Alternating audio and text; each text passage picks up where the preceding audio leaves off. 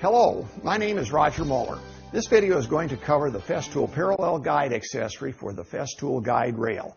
With this accessory, you can cut repeated, and I say again, repeated parallel cuts at the same width with ease and accuracy and safety.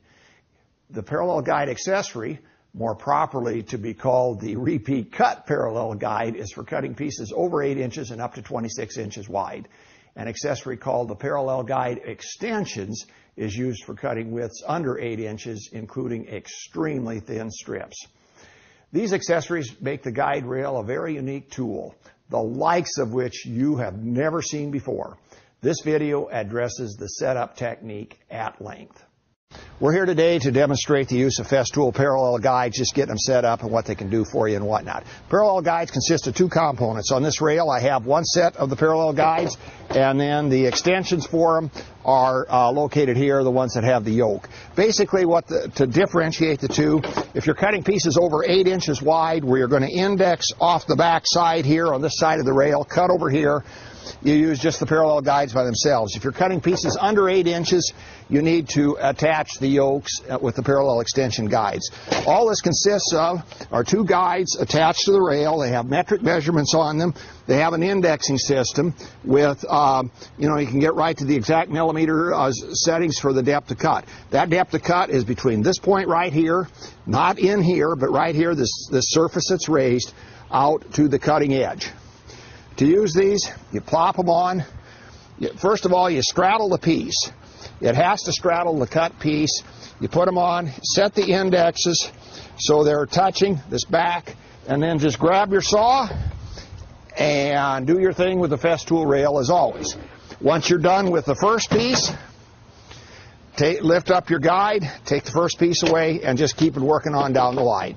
Over here is an example of 3 pieces cut to parallel, consistent, repetitive measurements. That's what this tool is about. Repetitive measurements, easily set. You don't have to take the tape measure out and draw lines and do adjustments and whatnot. Let the machine do it for you. Okay, when you open these up, these are unlike any other tool that you have. First of all, the guide, you're going to pick your own guide rail. The length of it is going to have to exceed the span of the material you want to cut.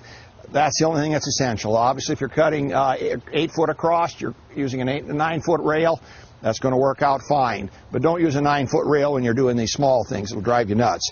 Putting the parallel guide on is a little bit of an experience. Probably the only thing difficult about it, or about this whole process. What I do is in this little bracket right here, I loosen it by hand a little bit.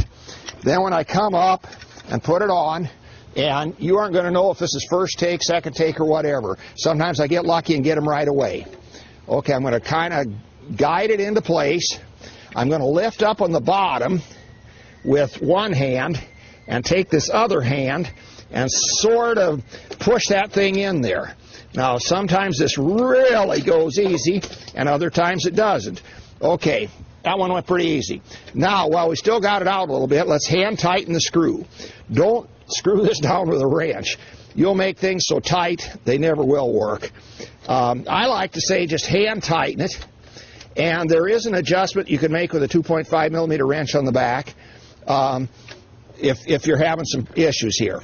Okay, now notice as I push this on, this thing's fairly tight. How far do I push it in? Again, I've got to span my work. I want these points, when they're engaged, to be at the end of the work. I don't need to be tight here. I can put my hands down in here. That's fine. Okay, at a given, we're in there right now. We take and adjust the cams on the back, tighten them up. There's a flip lever back there.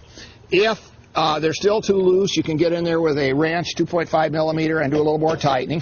And then we also screw down these index knobs on the front. And right now, we are ready to go. We can repetitively cut. I've set this at 260 millimeters earlier. We can repetitively cut all day long at that level. Again, how we would use this, we would come up on our piece, like so, straddle it, push it and point. The index points are here, and out here is our line. That's 260 millimeters. We need to check that once in a while and make sure with a ruler that we're getting the correct measurement. If we're not, there's some adjustment provisions here with a flat-bladed screwdriver that will permit you to bring that into line. So I know I'm not going to bother to demonstrate that. It's very easy to do.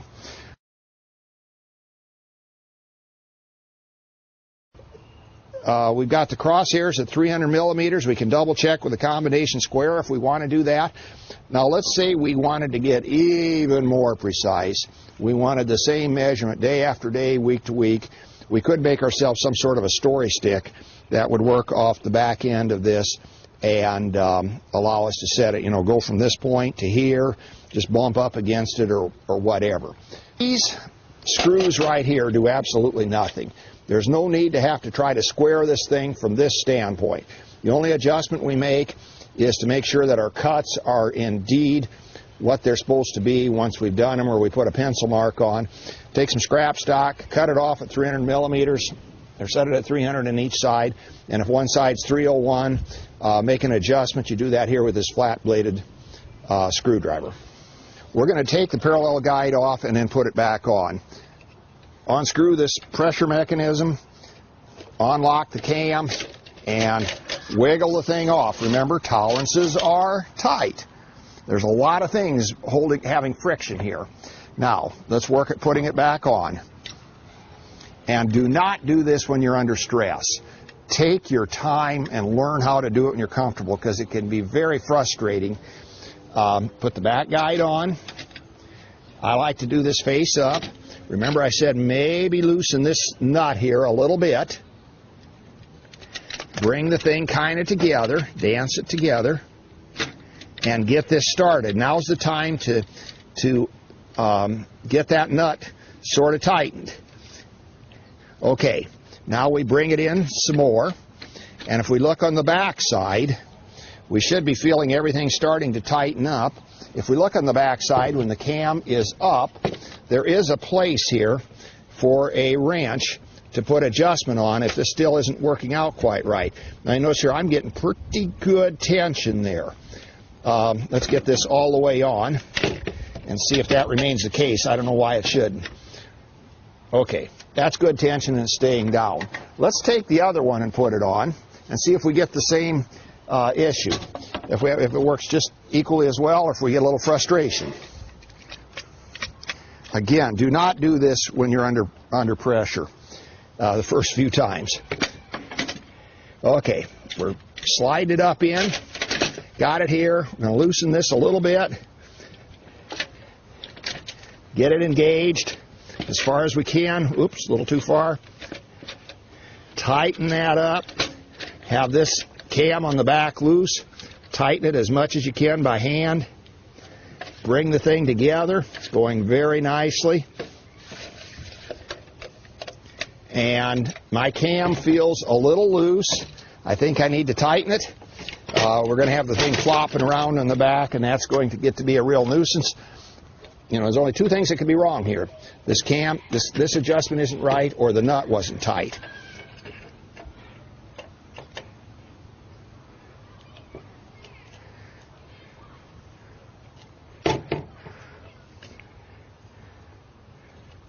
There, that was about 3/4 of a turn.